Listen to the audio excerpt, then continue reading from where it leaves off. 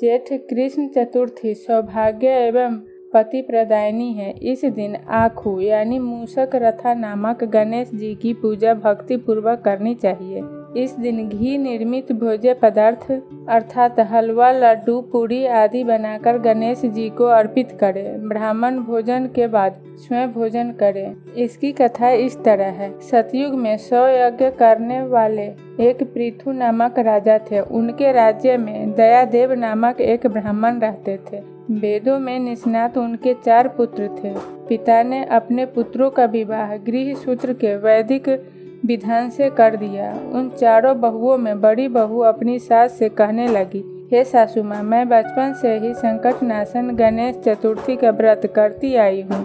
मैंने पिता के घर में इस शुभदायक व्रत को किया है, अतः हे सासू माँ, आप मुझे यहाँ व्रत करने की अनुमति दे। पुत्र वधू की बात सुनकर उनके ससुर ने कहा, हे बहू, तुम सभी बहुओं में श्रेष्ठ और बड़ी हो। तुम्हें किसी प्रकार का कष्ट नहीं है और न तो तुम भिक्षुनी हो।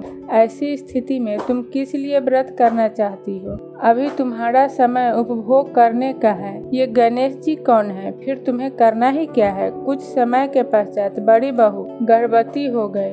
10 मास के बाद उसके सुंदर बालक का जन्म हुआ। उसकी सास बार बार बहू को व्रत करने का विरोध करने लगी और व्रत छोड़ने के लिए बहू को बाध्य करने लगी। व्रत भंग होने के फलस्वरूप गणेश कुछ दिनों में कुपित हो गए और उनके पुत्र के विवाह काल में वर वधू से के सुमंगली के समय उसके पुत्र का अपहरण कर लिया। इस अनहोनी घटना से मंडप में खलबली मच गई। सब लोग व्याकुल होकर कहने लगे, लड़का कहाँ गया? किसने अपहरण कर लिया? बारातियों द्वारा ऐसा समाचार पाकर उसकी माता अपने ससुर दयादेव से रो रो कर कहने लगी, हे ससुर जी, आपने मेरे गणेश चतुर्थी व्रत को छुड़वा दिया है, जिसके परिणाम स्वरूप ही मेरा पुत्र गायब हो गया है। अपनी पुत्र वधू के मुख से ऐसी बात सुनकर ब्राह्मण दयादेव बहुत दुखी हुए, साथ ही पुत्र वधू भी दुखित हुई। पति के लिए दुखी पुत्र वधू प्रति मास संकट नाशन गणेश चतुर्थी का व्रत करने लगे। एक समय की बात है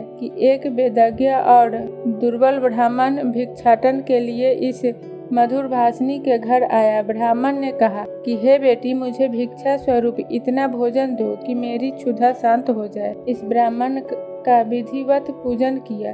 भक्ति पूर्वक भोजन कराने के बाद उसने ब्राह्मण को वस्त्र आदि दिए। कन्या की सेवा से संतुष्ट होकर ब्राह्मण कहने लगा, हे कल्याणी, हम तुम पर प्रसन्न हैं। तुम अपनी इच्छा के अनुकूल मुझसे वरदान प्राप्त कर लो। मैं ब्राह्मण वेशधारी गणेश और तुम्हारी प्रीति के कारण आया हूँ। ब्राह्मण की बात सुनकर कन्या हाथ जोड़कर निवेदन करने लगी, हे विघ्नेश, यदि आप प्रसन्न हैं तो मुझे मेरे पति के दर्शन करा दीजिए। कन्या की बात सुनकर गणेश जी ने उससे कहा कि हे सुंदर विचार वाली, जो तुम चाहती हो वही होगा। तुम्हारा पति शीघ्र ही आएगा। कन्या को इस प्रकार का वरदान देकर गणेश जी वहीं अंतर्ध्यान हो गए। उसी समय की बात है कि सोम शर्मा नामक ब्राह्मण एक वन में से उस द्विज बालक को नगर में लाए। अपने पौत्र को देखकर दयादेव नामक ब्राह्मण बहुत प्रसन्न हुए। बालक की माता के खुशी के तो सीमा न रही, साथ ही संपूर्ण